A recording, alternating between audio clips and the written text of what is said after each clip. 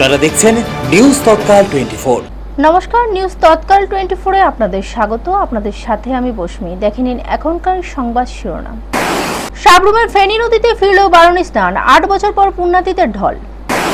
হরিচাঁদ ঠাকুরের জন্মবার্ষিকী উপলক্ষে সাবরুমের মাতুয়া সম্প্রদায়ের বাৎসরিক উৎসবের সূচনা। বসন্তের রঙে মাতুয়ারা সাবরুমের দোল উৎসব উদযাপন।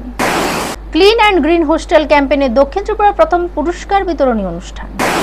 ঈদের সাম্প্রদায়িক সম্প্রীতির বার্তা, বিলোনিয়ায় বিজেপি মণ্ডলের বস্ত্র বিতরণ। ভয়াবহ সড়ক দুর্ঘটনায় স্কুটি টিপারের নিচে গুরুতর আহত 2 নাবালক। এখন দেখে নিন বিস্তারিত সংবাদ। দীর্ঘ 8 বছরের বিরতির পর আবারও প্রাণ ফিরে পেল সাবরুমের ঐতিহ্যবাহী বারুণী স্নান। আন্তর্জাতিক সীমান্তের ফেনী নদীর প্রবাহমান জলে পুনরায় পুণ্যস্নান ও তর্পণের সুযোগ পেয়ে ভক্তদের মধ্যে দেখা গেছে আনন্দ ও উচ্ছ্বাস। 2018 সাল থেকে ভারত বাংলাদেশ সীমান্তবর্তী ফেনী নদীর আমতলী বারুণী ঘাট দিয়ে পুণ্যস্নান ও তর্পণ কার্যক্রম বন্ধ ছিল। সেই সময় বিকল্প হিসেবে দত্তেশ্বরী কালী মন্দিরের পুকুরে তর্পণের ব্যবস্থা করা হয়েছিল।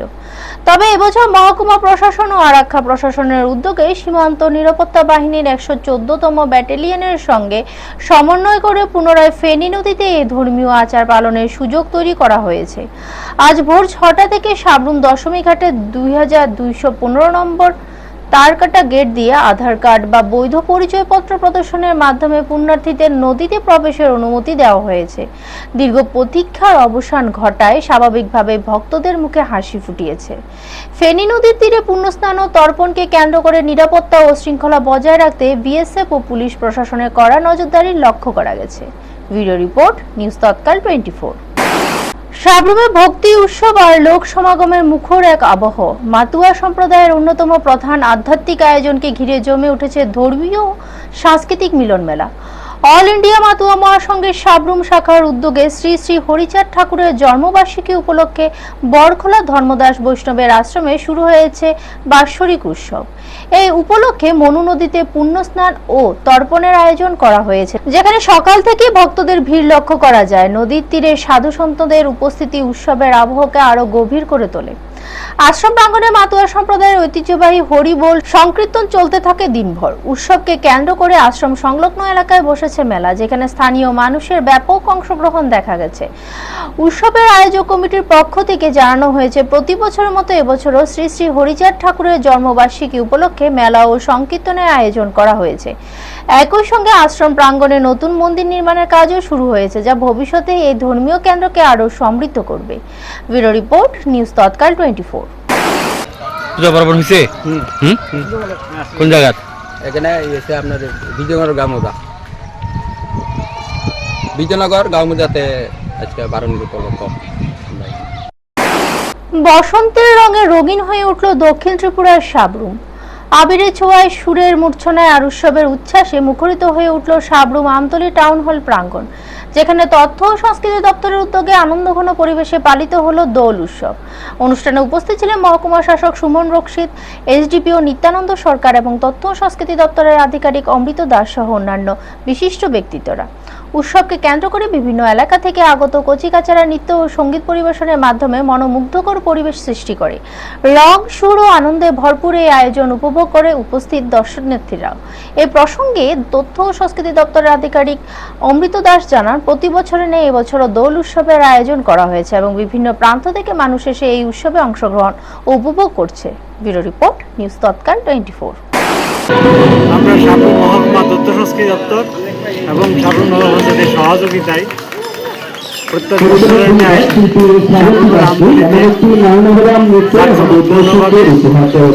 রঙের উৎসব তথা হোলি উৎসব আমরা উদযাপন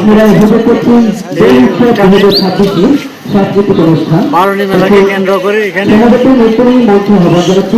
ঐতিহ্যবাহী বারুণী মেলাকে কেন্দ্র করে এখানে উপস্থিত বিভিন্ন দর্শনার্থী পুণ্যার্থী ওনারাও এই অনুষ্ঠানকে উপভোগ করছেন।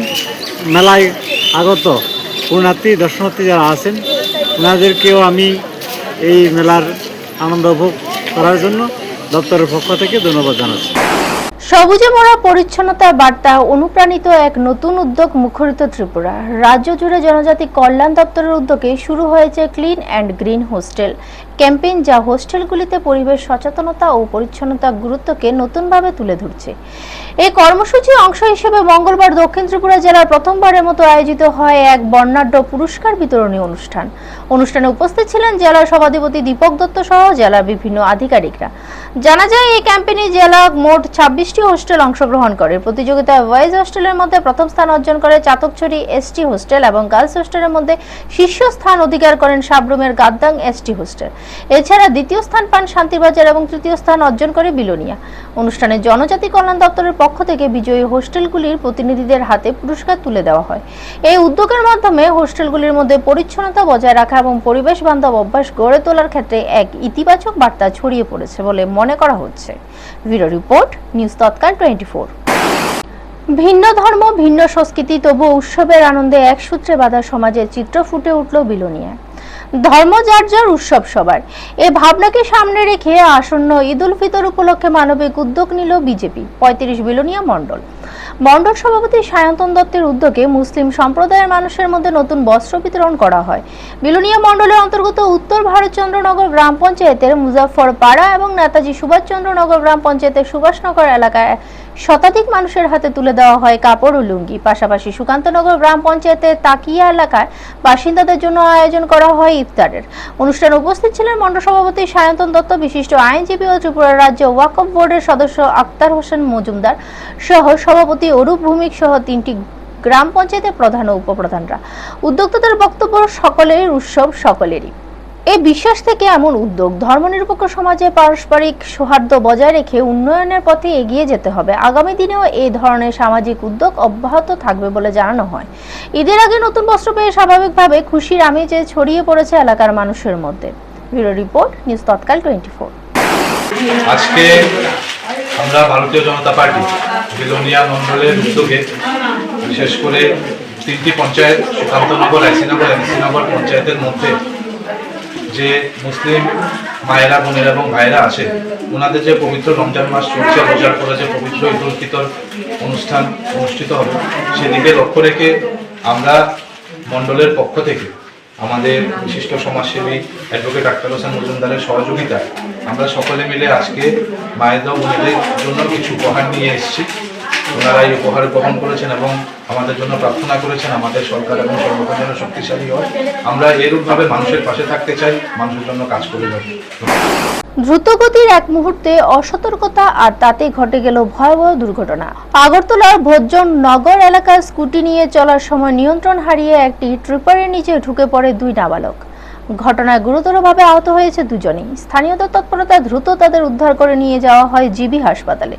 প্রত্যক্ষদর্শীদের মতে স্কুটিটি দ্রুত গতিতে থাকায় হঠাৎ ভারসাম্য হারিয়ে ট্রিপারের কাছাকাছি চলে আসে এবং নিয়ন্ত্রণ রাখতে না পেরে সরাসরি নিচে ঢুকে যায়। দুর্ঘটনার পর এলাকায় চাঞ্চল্যের সৃষ্টি হয়। এই ঘটনায় আবারও সামনে এলো সড়ক নিরাপত্তা ও অপ্রাপ্ত বয়স্কদের যানবাহন চালানোর ঝুঁকি। পুলিশ ঘটনার তদন্ত শুরু করেছে বলে জানা গেছে। ব্যুরো রিপোর্ট, নিউজ তৎকাল 24। খবর আপনারা কল করছি একটু আগে,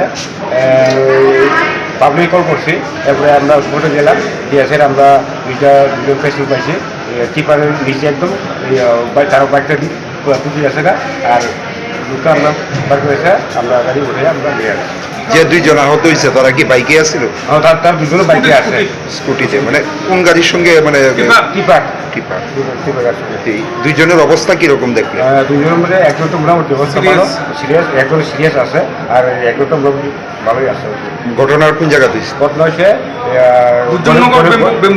বনিগঞ্জ চৌমুনি রাজারবান বেম্বু মুক্তা। নাম কি তাদের?